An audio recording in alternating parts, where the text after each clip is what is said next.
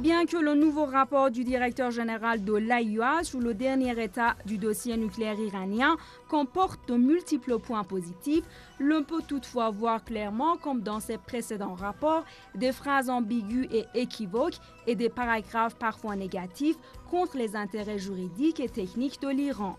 Ces mots et expressions à tonalité négative sont pour les États-Unis et leurs alliés plus précieux que le ton généralement positif de Mohammad El-Baradei, confirmant la coopération totale et transparente de Téhéran avec l'AIEA.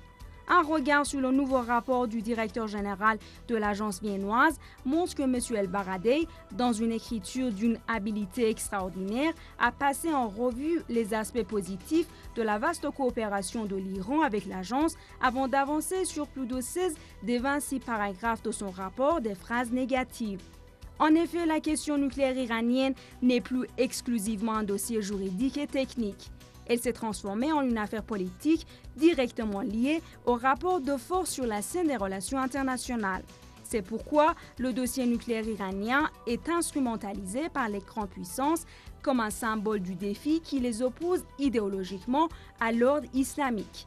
Techniquement parlant, les multiples rapports de M. El-Baradei ont à maintes reprises confirmé la nature pacifique des activités nucléaires iraniennes, mais sous pression politique des puissances hégémoniques sous l'égide des États-Unis, des points négatifs ont toujours été inclus dans ces rapports. Ces points, ils ont servi de prétexte pour exercer des pressions contre l'Iran afin de le contraindre à des coopérations plus amples telles que les inspections et la présentation des informations. Ces aspects négatifs pourraient également fournir un bon prétexte aux pourparlers sur l'adoption de nouvelles sanctions anti-iraniennes dans le cadre du groupe des 5+1.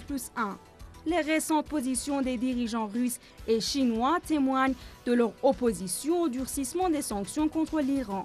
Le président chinois Hu Jintao a affirmé lors de la récente visite du président Ahmadinejad à Pékin que son pays respectait le droit de l'Iran à l'usage pacifique de l'énergie nucléaire et qu'il plaidait pour le règlement des tensions actuelles via le dialogue.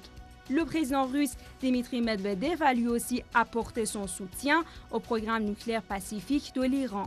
Le chef du Kremlin a averti que le durcissement des sanctions à l'encontre de Téhéran était inutile. En tout état de cause, l'éventualité de l'adoption d'une nouvelle résolution anti-iranienne au Conseil de sécurité de l'ONU dépend d'une part des stratagèmes politiques et psychiques des États-Unis et de leurs alliés et de l'autre des efforts diplomatiques de Téhéran pour faire front à ces complots.